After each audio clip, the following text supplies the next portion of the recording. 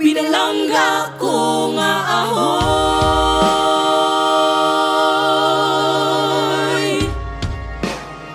Nga nagapadalagan ikaw subong nga tuig 2025.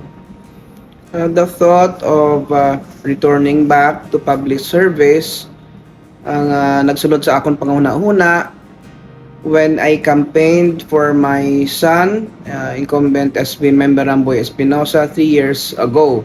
Sang amon paglibot-libot sa mga nagkalain-lain nga mga kabaranggayan sa Ahoy, madamo kita nakita nga mga problema sa amon mga pamalay nga ginapangagyan, madamo sang mga masakiton nga nagahulat na gid lang nga mapatay, hindi matagaan sa atensyon.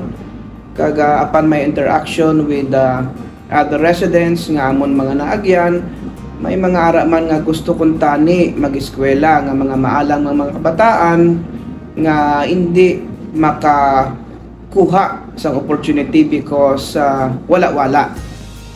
When I was still vice mayor, very limited ang aton nga budget.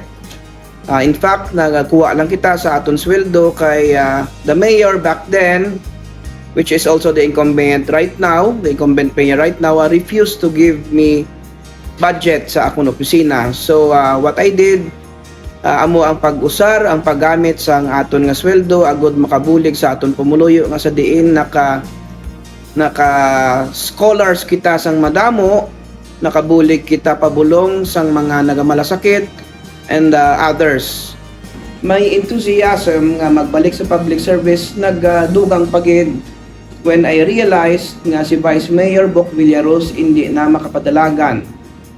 Vice Mayor Villaros is a public servant nga maayo gid ang record, damo sang nabuligan, hapos palapitan, but then hindi na siya kapadalagan, and I deemed it necessary nga magbalik liwat sa public service.